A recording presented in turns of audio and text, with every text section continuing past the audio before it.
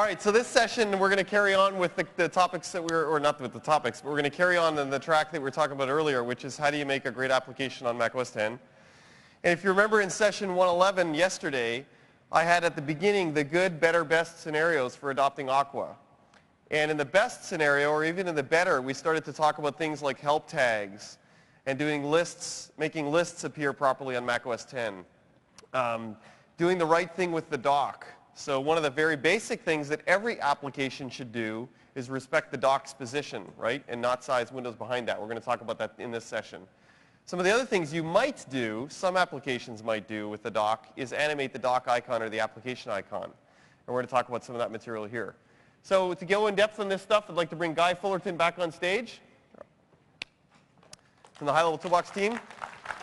Guy, go for it. All right. Well, thankfully, I'm not given the demo for this one, so I can't screw another one up. That's me. John mentioned I'm going to talk about a lot of things. Yesterday at Ed Session, we talked about new features in the window and menu manager, and I'm going to talk about a bunch of new features in the control manager, as well as sort of a toolbox potpourri. We're going to touch on dock issues, data browser, help tags, and a few other things. So to dive right in, like I said, the control manager is moving forward. We've added a bunch of new functionality to it. And the most obvious piece of functionality is Aqua widget animation. When you create a push button control, it flashes. When you create a progress bar control, the fill moves to let the user know that the progress is really happening. Some other controls that we've had on previous systems that animate are the chasing arrows control and the edit text control. Those animated on previous systems. They animate today on macOS 10, but the difference is that all of these controls animate via a carbon event timer. What this means is the controls will animate automatically behind your back whenever you're sort of in the event loop sleeping. If you got a chance to see Ed's carbon event session the other day, you'll know what I'm talking about. If you didn't get a chance to see it, it's important that you try to track down the video for that later. It's got some key concepts with respect to use of timers.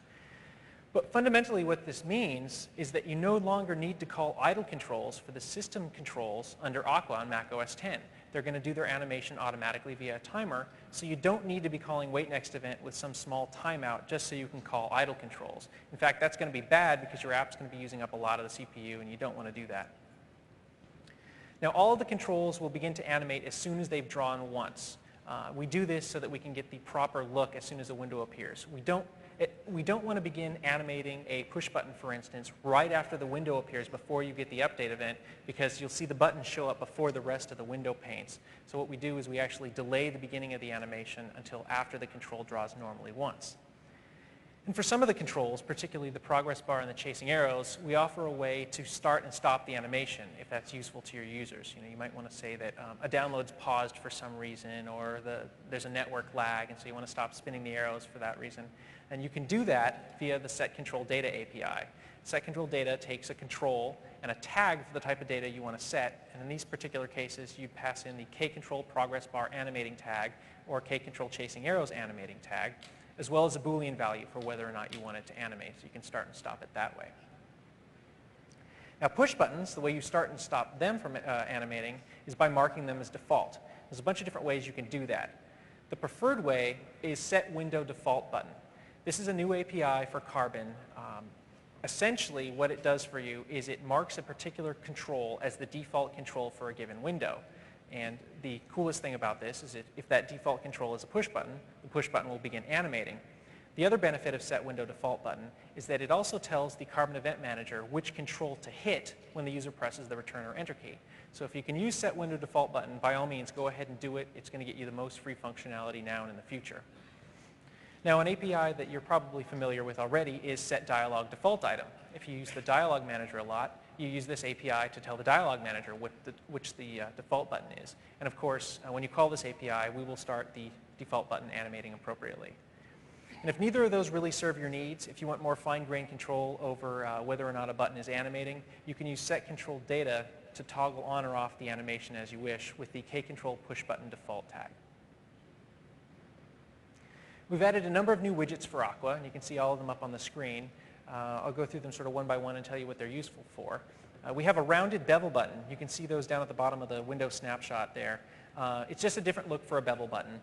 By default, your bevel buttons will come up with the square look that you're used to, and that's so you can continue using the same sort of grouped bevel button APIs where they're real close together. But you might have some needs where you really want to draw a rounded bevel button, and the way you go about that is by using a cool feature we added to the macOS 10 bevel button, whereby you can change the appearance of the bevel button and essentially tell it which Appearance Manager theme button to draw itself as. So you can create a bevel button control and say, draw in a rounded fashion, or draw in a normal push button fashion, or draw in some other fashion. So the bevel button is sort of visually polymorphic in that way. We also offer a round button that you can see up in the top left-hand corner of the screenshot. This is used for a number of reasons. Most prominently, it's the new help button that we want in our Aqua user interface guidelines. I'm going to talk specifically about how to get that a little bit later and some gotchas with respect to macOS 10 and macOS 9. We also use that for the back button and the home button in things like Sherlock and the help viewer. We have a relevance bar as well, which is essentially just a variant of the progress bar control. Lets you do relevance ranking. Sherlock uses this.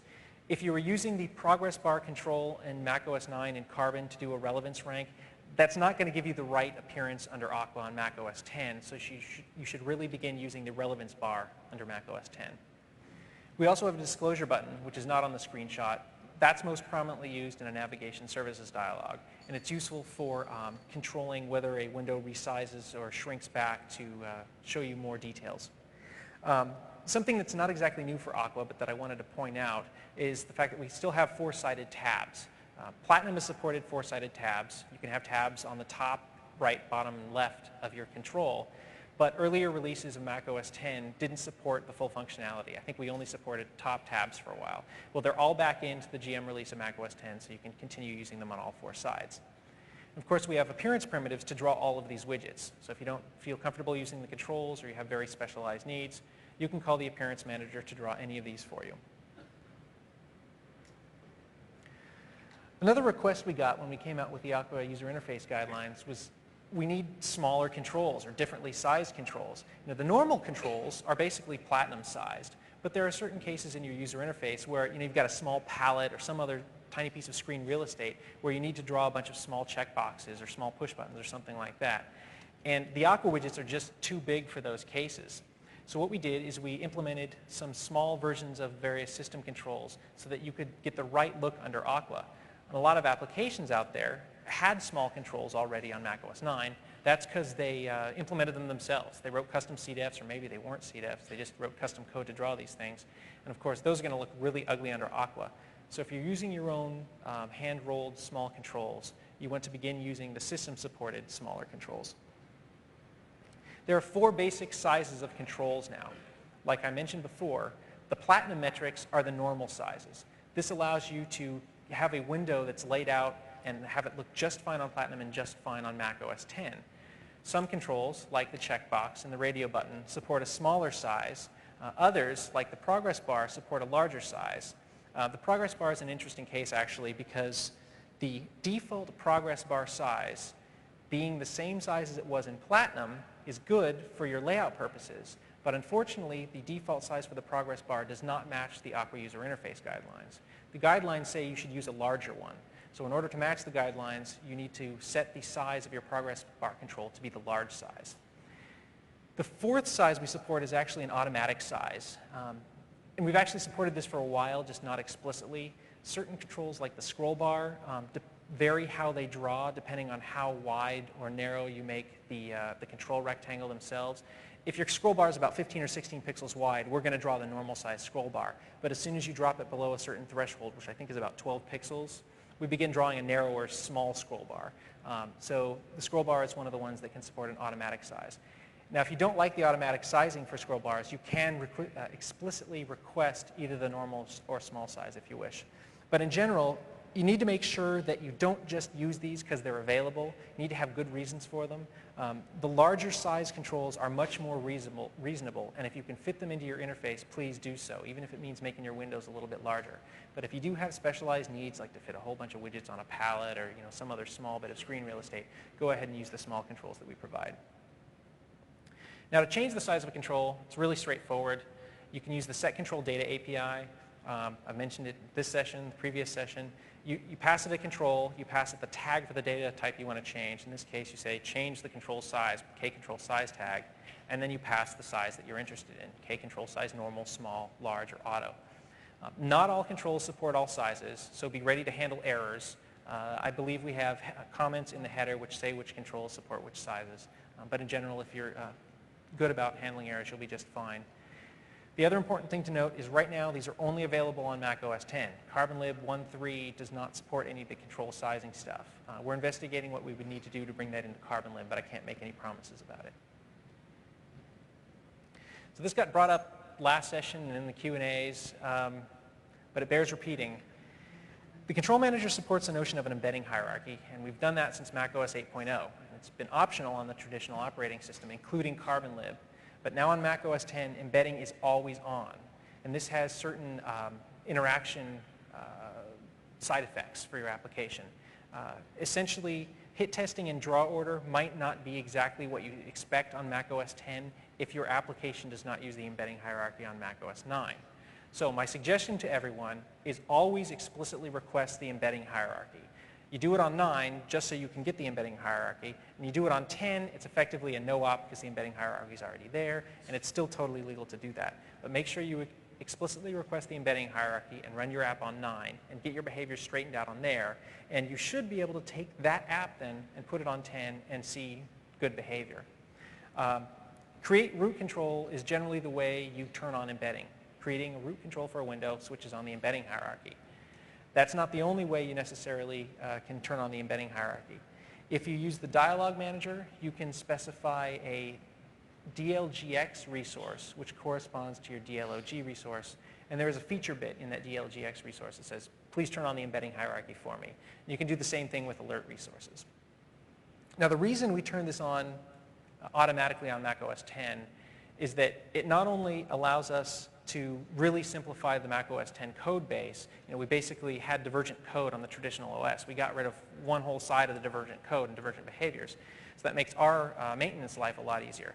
But it also allows us to add a whole bunch of future enhancements. Yesterday at the Windows and Menu session, we talked about how transparent sheets for Carbon were going to be coming in a future release. We wouldn't even be able to do that unless the control embedding was mandatory. So future control manager enhancements are also going to be sort of dependent on the embedding hierarchy. Now, Carbon removed access to a Windows control list. The way controls were maintained in a window on traditional OS was that there was literally just a linked list that hung off a window where we kept each control. We eliminated that for Carbon in favor of people just embedding the controls where they wanted them to. Unfortunately, we heard a lot of feedback from developers when they said, you know what, we need the control list because we're doing cool things with it. We have an interface that we literally want to move on the fly from one window to another, maybe via drag and drop. And it's got great performance impact for us if you make us create both hierarchies at once, as we destroy one window and put up another. And we'd really like a way to move a control between windows. So we gave it to you. Essentially, we don't allow you to hack the control list anymore, but we allow an existing API, the embed control API, to take a control out of one window and just embed it someplace else. And the only gotcha with respect to all this is that you cannot actually move the root control. The root control, once it's associated with the window, is always stuck to that window, but you can go ahead and move any subcontrols you're interested in. We've mentioned this a ton of times again. Carbon events permeate the toolbox. The controls themselves are actually implemented in terms of Carbon events right now. In fact, the messaging model for control definitions is inherently Carbon event based. Now, we obviously still support message-based def procs, but we do this through a compatibility layer where we intercept a Carbon event coming towards a particular def proc. If we see it doesn't handle it, we turn it into a control message and route it off to the def proc. But we don't necessarily handle direct messaging in the old school way to the system controls. What that means is if you have any application code which is calling send control message and trying to make the system controls do things, they probably won't work on Mac OS X. You might get lucky for the short term, because I know we still support a few messages this way, but ultimately we plan on removing all support for send control message to the system control definitions.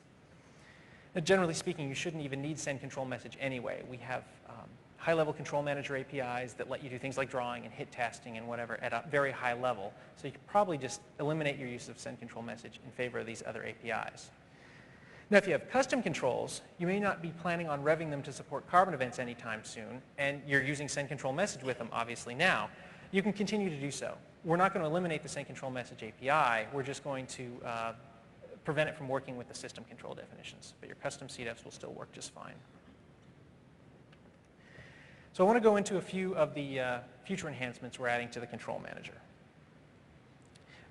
For performance reasons, drawing with quick draw right now in the toolbox is a little bit slow, because ultimately when we render a particular widget, we're going to draw with quartz. And drawing with quartz means we need to build the proper quartz port equivalent, which is a CG context ref. Building one of these is a little time consuming and a little memory intensive. And ideally what we'd like to do for a given draw cycle, we would like to just create one context and pass it to all the controls when they draw, such that each control now no longer needs to create its own context. This will save us a lot on time and memory overhead. Drawing with quartz will also allow you to get around one major missing feature in the Appearance Manager. Right now the Appearance Manager does not let you draw pulsing default buttons. There's no way to do it via the APIs. Ultimately, when we allow drawing through quartz, you will be able to draw pulsing default buttons through the Appearance Manager. Now, yesterday we gave you a little taste of what controlled drawing modes were. Essentially, we want to build some functionality into the control manager that makes it a lot more reasonable to work with.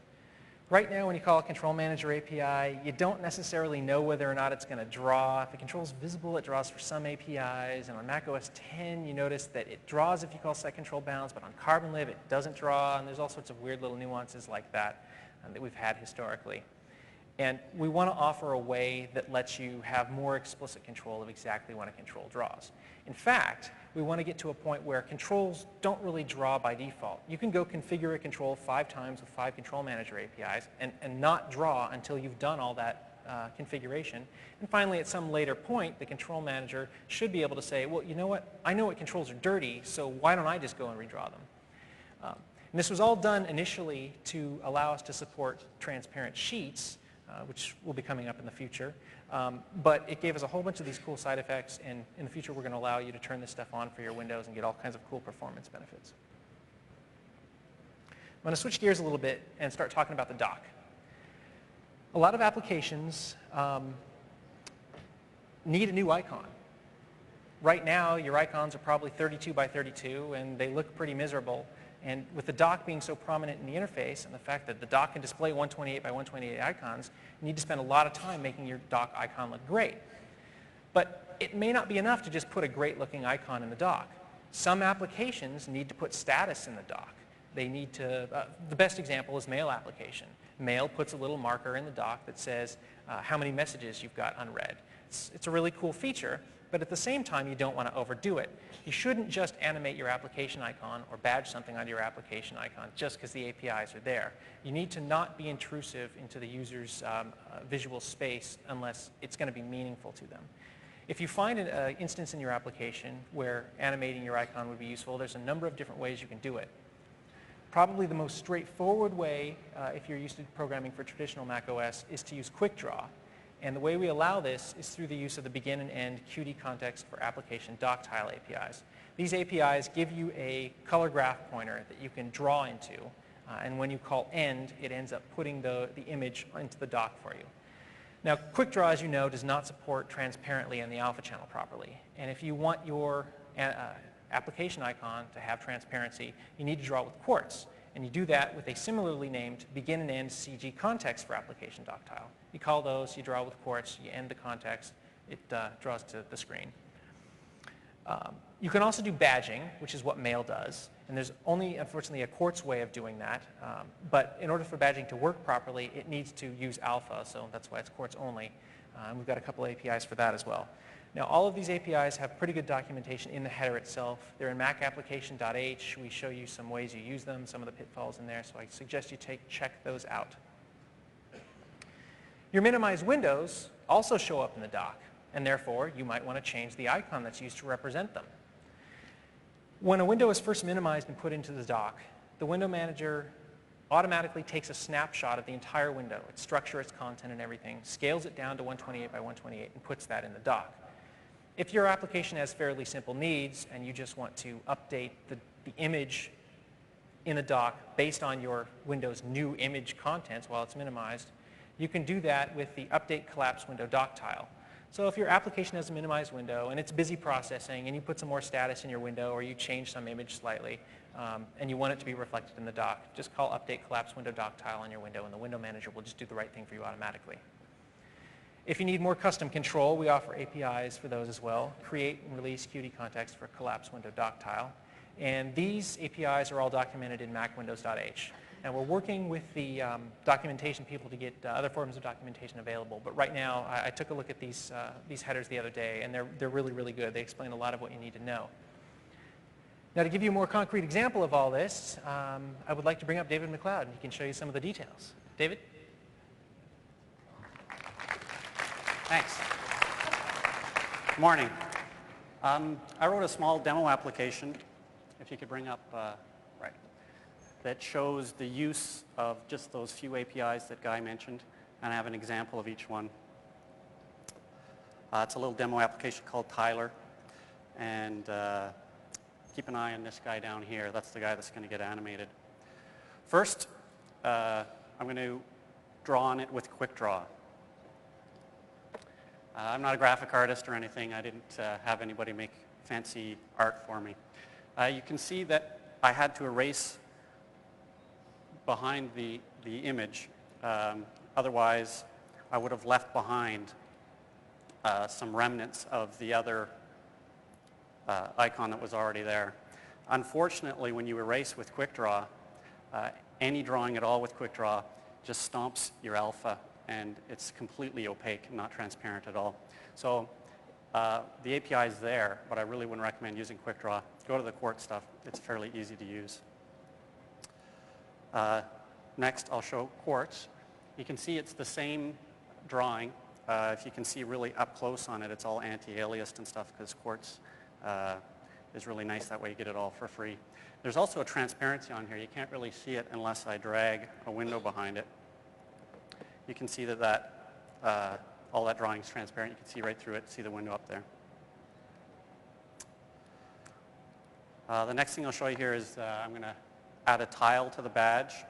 I'm going to add a badge to the tile, excuse me. It's just my WWDC badge. Again, I think that might break some HI guidelines. I just made it myself. And it's fairly simple. You just make an image with an alpha channel and you blast it on there with an API call. One gotcha here, though, is that you need to clean the tile before you draw on it, because if you don't, the badge will just overcomposite on top of itself, and I'll just do that a few times and draw, and you can see that its shadow has just overcomposited over and over, and it's not much of a shadow anymore. It's kind of a black blob, which is ugly. The second last thing I'll show you is restore tile. Just bring it back to what the application sets the when the application sets the icon in there. And the last thing that I'm going to show you is something Guy talked about with the collapse window tile animation. So I have a little demo window here. Got a beautiful picture of someone. It's a little dark though. So we have some processing that can happen to it to lighten it so we can see his pretty mug. We've got him going up there. And we can actually minimize this into the dock, and you can see that the tile continues to update itself so you can see how far along the processing is. Let's do it one more time just for fun. Let's do a whole bunch of them. Good thing my head's not really that big. Yay. He's so pretty.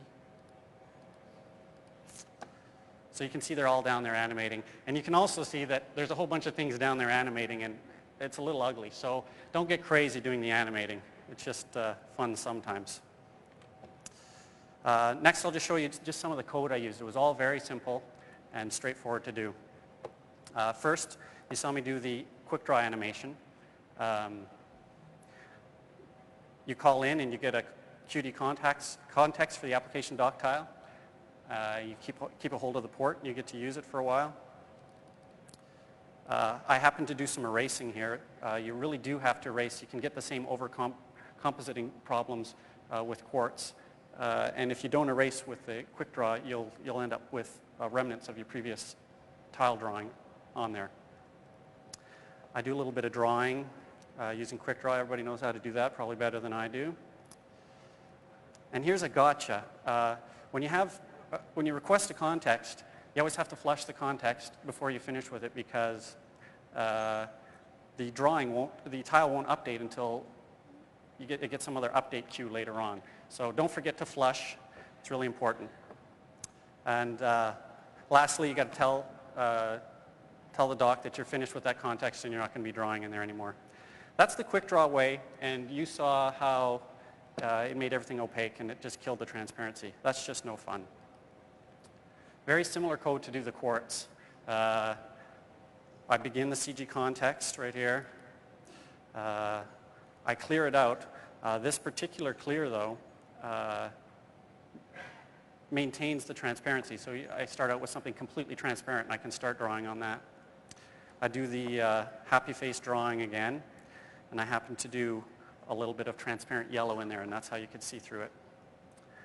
CG contexts are just like the QD context you get in the first one. Don't forget to flush, or else it won't update properly. Can't forget to flush. And lastly, you got to tell it, hey, I'm finished with the context. The badge is a little bit more complicated, and you require a CG image. You say, I have a CG image, and I'm going to be blasting it onto the tile. I'm going to blit it on there. There's a bit of a pitfall, like I mentioned earlier, where I showed you where the badge overcomposited on itself and its shadow was darkened. So I actually restore the tile just before I draw on it. So I have a nice clean tile to start with. I make some pix maps, and there's a really nice call available called Create CG Image from Pix Maps. So you can take a pix map that is an image that you want to put on there, another pix map that is the alpha mask that you want to use. It makes a nice CG image for you to use. Very convenient. And lastly, you just want to overlay that image on top of the tile. It's really straightforward. The next part is restoring the dock tile. It's very complicated, so Guy wanted me to go through the code line by line for you. Here it is here, the one line. Restore application dock tile image. Very straightforward, no parameters. I think we can all manage to cut and paste that one out of the header. And the last one was the collapse dock tile animation. It was very straightforward. All I did is I updated the window so that you could see the processing happening. And you just have to call the API update collapse window dock tile with a window pointer, and it does all the work for you. It just takes the image of the window and sticks it into the tile. So I do some image processing before and after, and just make that one call, and it does the animation for you. The only gotcha there is you want to make sure you update it one final time when you're finished. So there's some tricky code hiding up here where I update it one last time, but that's about it. It was really easy to do tile animation. Oh, one last thing. This code is going to be up on the website. It's just going to be sample source code for everybody to try out. Thanks, David. Oh, so that was cool. One final note about the dock stuff. Again, I know you've probably heard this about a dozen times. Just because you can do this doesn't mean you should do this. Make sure that your application and window icon animation is subtle and use it only when necessary. The last thing I want to see personally is about 10 applications each spinning some little random animation just because they can. Not only is it visually distracting, but it's just going to wreck performance for the machine. So do it only when it's necessary. So another note about the dock is that, well, it takes up space down there at the bottom of the screen. How do I deal with that? Well, simply speaking, you can call an API called getAvailableWindowPositioningBounds. Bounds. This API receives a graphics device for a monitor that you're interested in, and then we pass out a rectangle saying where the valid area of the screen is that you can position your windows onto. And this makes sure to take care of the dock, obviously, and to take care of the menu bar. And if we add things in the future or change where the dock is or change things around, this API will insulate you from those changes. It will always accurately reflect where the valid area of the screen for you to put your windows is. Now, one last note about the dock that unfortunately I don't have a slide about, but that's the importance of responding to clicks on your icon in the dock. Now, I'm sure you're all aware of the basic 4 Apple events that your application needs to support, and one of those is the Open Application Apple event. And the way you handle this is by putting up a default document window, the first window that your user sees. Well, when the user actually clicks on your dock tile icon after your application is launched, we send you a Reopen Application Apple event. And you want to handle this Apple event by putting up another blank window. Now, this is only for applications that have a document-centric interface. For applications that are more like control panels or only have a fixed set of windows, you don't need to worry about that. Oh, but what you might actually want to do on a reopen is bring all of your windows forward, and I believe you can do that with set front process. That should bring all of your windows forward. All right, so switching gears back to the Control Manager. Control Manager supports a lot of Carbon events. They're all documented in carbonevents.h. We tell you what they're used for. We tell you when they're sent. We tell you what parameters come along with them. We tell you what the responsibility of someone who handles them is. And this is a great way to write custom def procs now. This is only available on Mac OS X right now, but we're looking at making Carbon Event def procs available in a future version of CarbonLib. And the best part about control Carbon events is it also allows application clients of controls, whether they be custom controls that you wrote or system controls that Apple wrote, it allows those application clients to sort of override or augment the behavior of a particular control definition. And all of the control Carbon events, except for 2 that I'm going to be mentioning today, are of the K-event class control. Just take a look in carbonevents.h and it'll tell you all the details there. Now, let's say you want to write a Carbon event-based control definition. It's your first time you're doing this. I'm going to take you through step by step. In order to do a Carbon event-based toolbox object, you need to register your toolbox object class. And a toolbox object class is just an opaque wrapper around the notion of a def proc. You can think of it that way. And the way you create an object class is by calling register toolbox object class. You give it a name, and you give it the Carbon event handler for that def proc, and you give it the list of events that you're interested in handling. The API hands you back a toolbox object class ref. Now, when you call create custom control, you can pass in that toolbox object class ref, actually pass it in as part of a control def spec structure. But you pass that in to create custom control, and therefore the control manager says, oh, you know what, I know what def proc to create now, I'm going to go create it. When you call create custom control, you can also pass in an initialization collection with all sorts of initialization information that your control definition might want. Totally freeform, totally up to you what you want to put in there. The control manager does support some default things in this initialization collection. It will look for things like a starting value, a starting minimum, whether or not the control is visible, things like that. That's all documented in the header as well. Let's say, however, that you do all of your control creation either via new control or get new control, or perhaps you want to write a shared library version of a control that needs to be used by third-party applications, and all they use are new control and get new control. In order to support new control and get new control, you need to use the register control definition API. I should probably go into a little bit of background to make this more make more sense. When you call create custom control, you're essentially saying create this control with this entry point. I already know what the entry point is. New control and get new control operate off this proc ID model. If you've done any toolbox programming in the past, you know what a proc ID is. Essentially, it's just sort of a mangled resource ID of where a def proc would have lived on the traditional OS. And what register control definition lets you do is it lets you take a proc pointer-based def proc, whether it's a toolbox object type or whether it's just a raw proc pointer, and say associate it with this sort of virtual resource ID. So now your clients can call new control and get new control and actually instantiate versions of your Carbon event-based def proc. Now, there's a couple basic Carbon events that just about every def proc is going to want to support, and of course those have to do with initialization and disposal. We send 2 different Carbon events. K event control initialize. This is the one where you initialize. It, in the Carbon event, has the initialization collection that you passed in to create custom control. So you can extract that out, start digging through there, looking for the bits of information that are important to you. Your only responsibility for K-event control, for handling of K-event control initialize, is to make sure you report your control's features back out in the K-event param control features. You do this so the control manager knows what kind of things you support, like whether or not you're an embedder or various other things. And of course, also while handling initialization, you want to allocate any instance data or do any prep work that your control definition might need to do. And you can imagine how the dispose work. You get the dispose event, you dispose your stuff, you're done. It's pretty easy, right? Now, if you want to be a full-featured control definition, you want to allow your clients to make use of certain control manager APIs.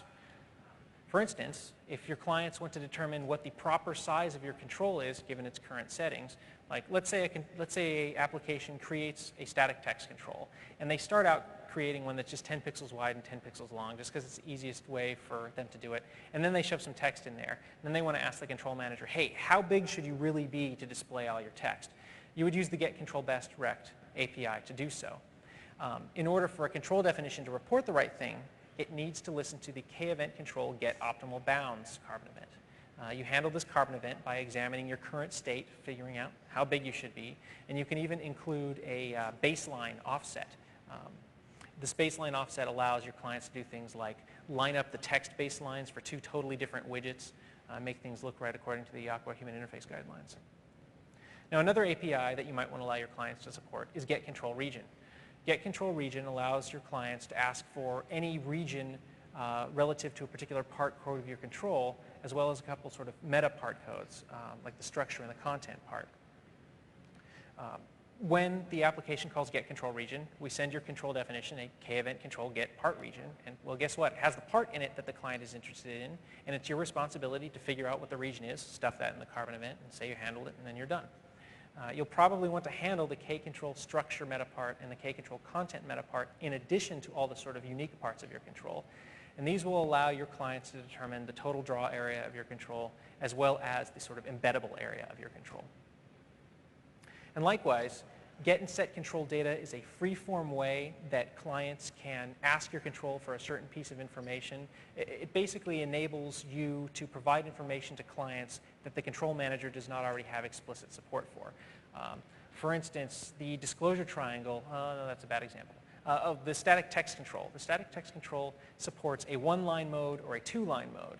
Well, it doesn't really make sense to add a control manager API that's called set control one-line mode with a Boolean, right? You can just use set control data to say, hey, static text, I want you to be one line or I want you to be two line. So this is a very powerful thing for configuration of complex custom controls. And if you want to allow your clients to use it, you listen to the K-event control get set data carbon events.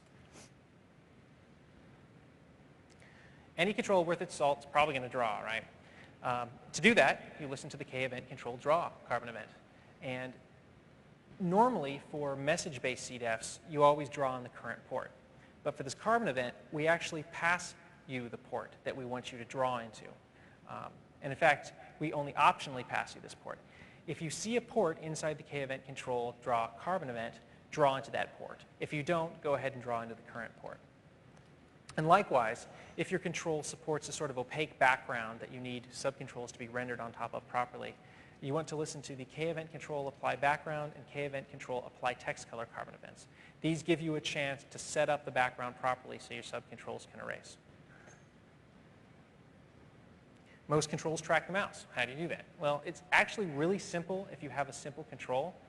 If your control is something like a push button where it pretty much just has two visual states, the user's tracking on it, the user's tracking off of it, all you need to support is K-event control hit test. This carbon event is sent by the control manager in a number of situations. A client might be asking, hey, what part of the control am I over right now? Well, we'll send you the carbon event for that so you can tell the client. But if your tracking needs are simple, this hit test carbon event allows the control manager to do the majority of work for you.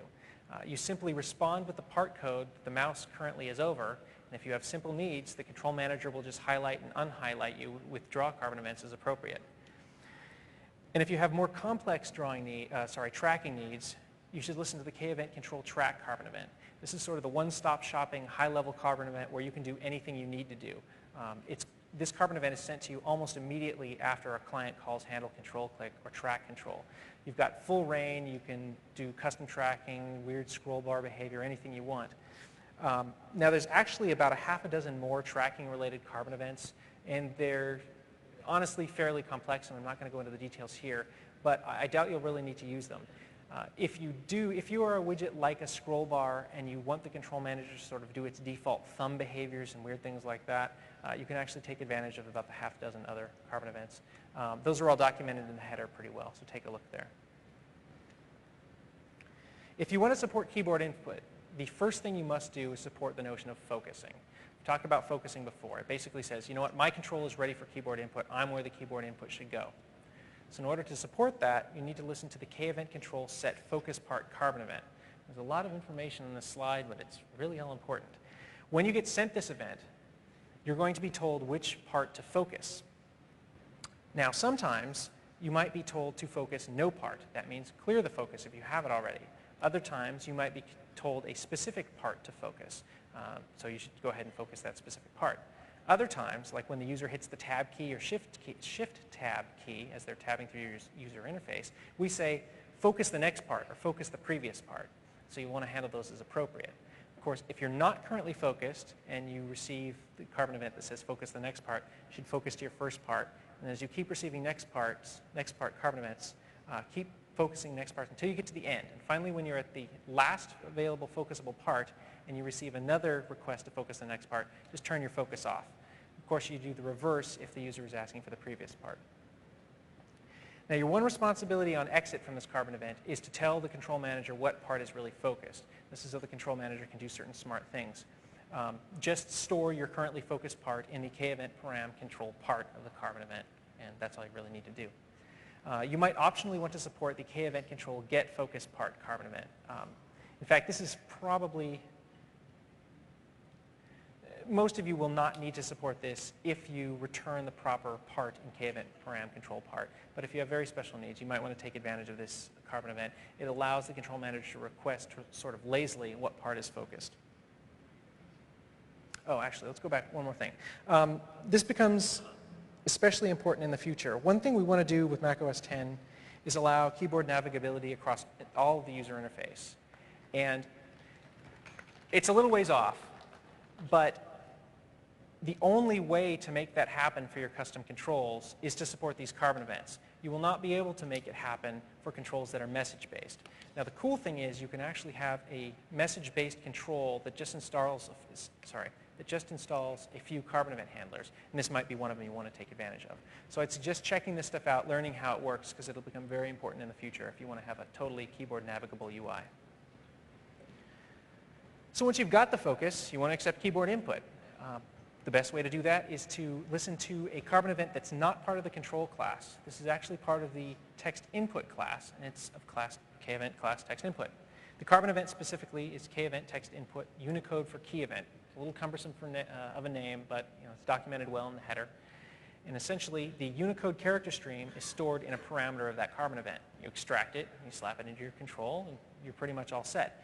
Now, the even cooler bit is that keyboard events are routed directly to the user focus. Once you're focused, if you're doing carbon event savvy def procs, you don't need to worry about the client calling handle control key. It all just gets sent there automatically.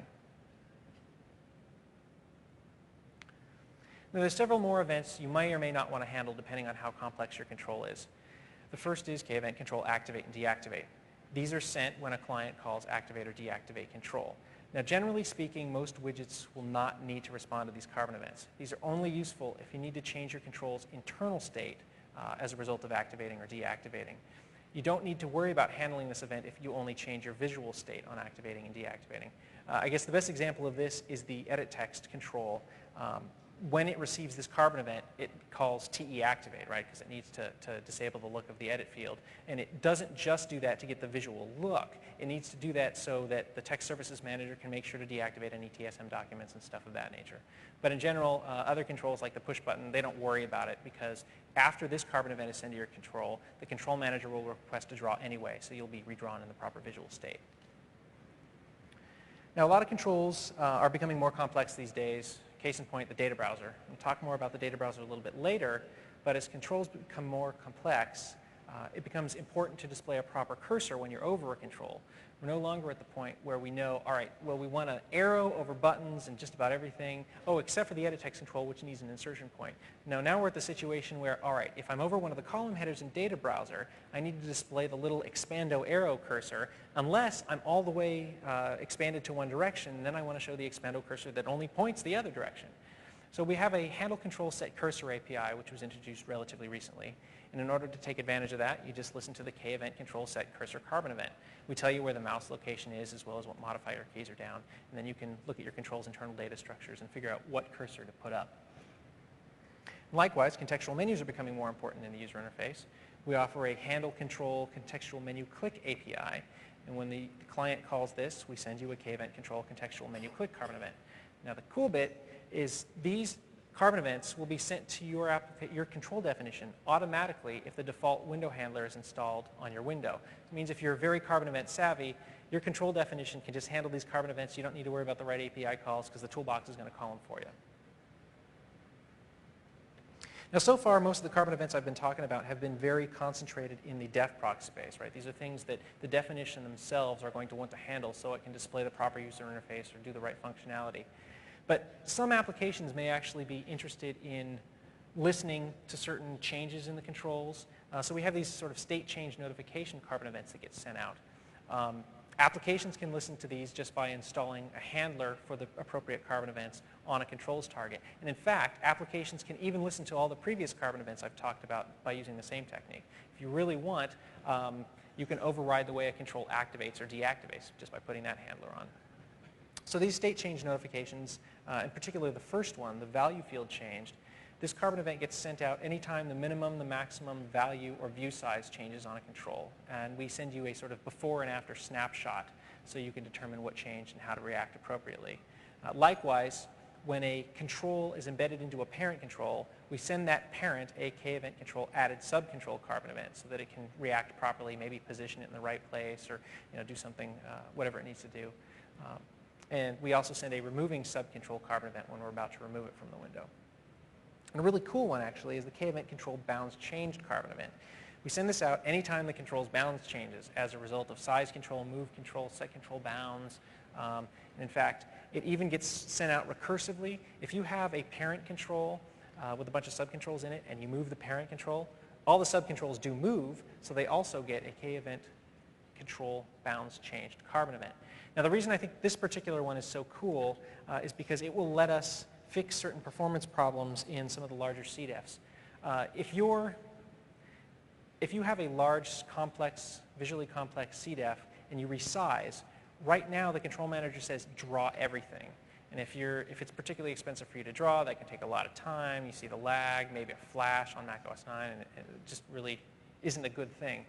Well, what we're going to start doing in the future is allowing you to tell us what region to update as a result of one of these state changes. So what will happen is someone will call size control on your control, and you will be able to put a region into a parameter of the k-event control bounds change carbon event that tells the control manager, look, just redraw this particular area. That way it's not very expensive. Now this stuff isn't in yet, but it's one of the things that we're sort of throwing in the control compositing mode bucket that we've been talking about a little bit. And finally, if you're using the embed control API to move controls from one window to another, we send a k-event control owning window changed carbon event. So you might want to react to that appropriately. There's a few others, and these actually defprocs won't want to handle. These are pretty much reserved for the client of the control. The first is k-event control hit. After the user clicks on a control and the application calls track control or handle control click, and the click did successfully end on that control, we send out a k-event control hit carbon event. This will give your application a chance to react to the control as appropriate. If that control has a command ID associated with it, and the k-event control hit carbon event was not handled, we will send out a k-event command process carbon event, first to the control, and then ultimately through its embedding hierarchy down to the window. Now the really cool thing about this is you can build up an entire user interface with a window and a whole bunch of controls in it, and let the default carbon event handlers track all the clicks on your controls and let all the default processing happen. And then at the window level, you can install a k-event control hit or a k-event command process carbon event handler that listens to all the control hits and command processes 4 controls in that window. So it sort of lets you encapsulate all your logic code into one place in a clean way. Now, I've mentioned complex controls, and right now there is no more complex control than the data browser. The data browser is our list manager replacement, essentially, and we figured, well, if we're going to replace the list manager, we're going to need a new API. Well, we don't want to make a new API, so let's just leverage an existing API. Well, the control manager API was really rich, so we decided to turn the data browser into a control. And essentially, data browser is the list view that you see in the Finder, and it's the column view that you see in a navigation services dialog. It's totally customizable. We support resizable columns. You can change what's displayed in a given column. You get to control the text that's displayed, the icon that's displayed. It supports text editing, drag and drop, all kinds of stuff like that. Like I said, it's a system-supplied control definition. You create it with create data browser control. Gives you back a normal control ref. You can use all the normal control manager APIs. You can size control it, you can move control it, you can hide it, you can make it active, inactive. But of course, a complex list needs a whole new suite of APIs that you can give it the right data, configure it properly. So there's a bunch of new APIs in control definitions.h to configure the data browser. So we're not planning on leaving the data browser alone. We need to improve it in several ways. The version we shipped in macOS 10 is pretty good. There are some bugs in it, yeah, granted. And the version in CarbonLib is lagging behind a little bit. So there's definitely some enhancements we want to make to it. First off is speed. We plan on speeding up the data browser, for one, through the control compositing stuff I've been talking about, and specifically by handling a k-event control bounds change carbon event. That way, when you're live resizing a Finder window, we don't repaint the entire data browser control. And in fact, that's why live resizing a Finder window is so darn slow. So we're going to make that a little bit faster. I've fixed several critical crashing bugs lately, and they will show up in a future operating system release. There's still a bunch of other bugs we know about. We plan on fixing the major ones, and I want to get as many of those bug fixes into the version of data browser that ships with CarbonLib 1.4 as possible. And finally, data browser supports most of its customization through proc pointers. Proc pointers are a little bit limiting in that you can't change the parameter list they receive. You know, once you've got a 4-parameter proc pointer, you're pretty much always stuck with a 4-parameter proc pointer. Well, carbon events are sort of our proc pointer replacement, so we're going to integrate them more with data browser, so you'll be able to do more customization through carbon events. So if you're going to support help properly in your application, there's several steps you need to take. Probably the most basic one is including the proper help button in your application. If you display standard alerts from create standard alert, create standard sheet, we're going to put the right button in there for you. But if you have custom needs, either in a larger window or in a dialog that you roll yourself, you want to display the proper help button. And unfortunately, you have to conditionalize your code to make this work on both macOS 9 and 10. On Aqua, we want you to use the round button control. And unfortunately, you can only create a round button control on macOS 10. So on macOS 10, just call create round button control. On macOS 9, however, we don't have support for the round button control. And in fact, the macOS 9 look is just a plain bevel button control. So call create bevel button control when you're running on CarbonLib. Now to get the right help icon, you can just use icon services. Both of these control types support totally custom behavior via icon refs. So you call get icon ref to get the help icon associated with the control, and that's pretty much all you have to worry about. Another step for supporting help is, of course, help tags. We're showing it on the screen. We showed it on the last slide. Help tags, you can think of those as a balloon help replacement if you're used to the traditional OS. But really, they're just context-sensitive tooltips. The cool part about help tags is that they remain very brief for most cases. As you hover over a particular button, it should give you just a very brief indication of what that button is going to do. But if you hold down the control key, the help tag actually expands to give you a little bit more information. That way, you can get that information if you want it, but it doesn't stand in your way and block out the rest of the interface. Help tags also allow customizable positioning relative to the UI element that you're planning on putting help up about. And we have content guidelines in the Aqua user interface guidelines, I believe. I believe there's a section in the back that talks expressly about what sort of help content is good help content and how much is too much and what is just the right amount. So take a look at that. You can implement help tags in a number of ways. The most straightforward way is to use Interface Builder and its nib support. Any nib that you build from Interface Builder for a Carbon application will allow you to specify help information directly in that nib. So not only can you position everything, but you can give it all the help content. And then when you run that interface with the Carbon Event Manager, the help tags just come up automatically. So that's the most straightforward way. We also offer a programmatic interface, and we even added a few APIs to let you leverage existing balloon help content that you might have for your dialogues. Now, while these APIs are available to let you use the balloon help content, I don't recommend using them, not for any sort of performance or technical issue, but just because the guidelines for balloon content do not match up the guidelines for help tag content. In general, help tag content is a little bit more concise than the balloon content. But if you need a crutch for the short term, you can go ahead and use the compatibility APIs. So if you want to use the programmatic interface, there's actually 3 different ways you can do it. You can associate static help content with an individual control window or menu by using these HMSet control window or menu help content APIs. You can go back and change the help content later, but essentially, once you've set it, the Carbon Event subsystem, which actually will run for your wait next event-based application, will put up the help content automatically based on the control's current position. Now, if you need a little bit more control over when your content is displayed, you can use a certain callback mechanism. We allow a callback to be associated for controls and windows and menu items such that you can display the help tag, or you can generate the help tag's information dynamically on the fly. This might be useful for a lot of frameworks out there. And finally, if that doesn't even serve your needs, you can just put up any arbitrary help tag in any position you want by calling HMDisplayTag.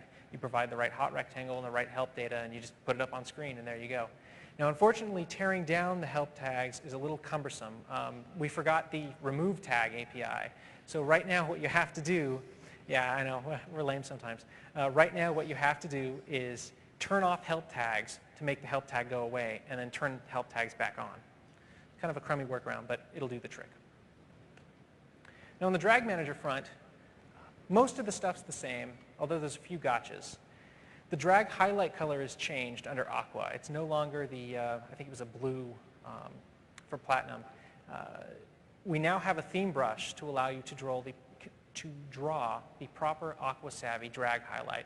And of course, if we ever decide to change the drag highlight and you continue using the Set Theme Background API with the right brush, you'll keep getting the right look. In fact, we might even change the drag highlight depending on whether you're an Aqua or a Graphite. So use these APIs to get the right color, and you'll always have the right look. As was pointed out yesterday in one of the sessions, draw procs for Drag Manager don't work anymore on macOS 10. The way you do this on macOS 10 is actually through the Set Drag Image API. And Set Drag Image is actually callable repeatedly during the drag, so you can alter your drag image as the drag's moving along the screen if you want to. So we actually get questions about cursors quite a bit. The HI guidelines talk about it quite a bit, but there's sort of one main gotcha that you need to worry about. Essentially, the guidelines say this. If you're going to be busy for less than 2 seconds, just put up a watch cursor. If you're going to be busy for more than 10 seconds, put up some kind of progress dialog or spinning arrows or something to let the user know you're going to be busy. But unfortunately, there's this weird window of opportunity between 2 seconds and 10 seconds. And the reason it's a weird window is because the system will automatically put up the spinning wait cursor for your application if your application is not responsive to events for 2 seconds. So if you get into some long processing loop that goes beyond the 2-second threshold, up comes the spinning cursor, which we like to call the spinning cursor of death. You don't want to rely on this cursor for your busy needs because of why we call it the spinning cursor of death. Generally speaking, this cursor should be interpreted by the user as, wow, this app is really hung. Maybe I want to force quit it. Or, this app is really in a bad state. So if you start relying on the system's spinning wait cursor for your busy needs, the user's going to think your application's actually hung and might force quit you prematurely. So what I would suggest doing is if you're going to do any busy processing that's going to take more than 2 seconds, make sure you put up some kind of modeless dialog or spinning arrows to let the user know it's going to take a while, and continue processing events as normal to allow the user to get the access to the rest of your interface. So get out there, go ship your applications. I'm sick of using classic apps. Come on, come on. Carbon events are the way to do this. Carbon events permeate the entire toolbox. You can take advantage of all sorts of new toolbox functionality. We've talked about it in 4 different sessions. You can use Carbon events to adopt sheets, Carbon events to do cool things with your controls, Carbon events to do cool things with the windows. You can use this as the sort of patching mechanism for macOS 10 to alter the toolbox behavior. Take advantage of the dock when it makes sense for your applications. Don't go overboard with it, but make sure if you've got a really great way to give the user a little bit more information by changing your dock's icon, great, do it. And as John Galenzi said in his session yesterday, Aqua gives you the chance to go and stand out. The playing field's leveled. A lot of applications are trying to make the most out of Aqua. This is your chance to go and beat all your competitors and get a great looking Aqua interface and make your application best of class. So with that, to go through some roadmap and Q&A, I'd like to bring back up John Galenzi. Thanks.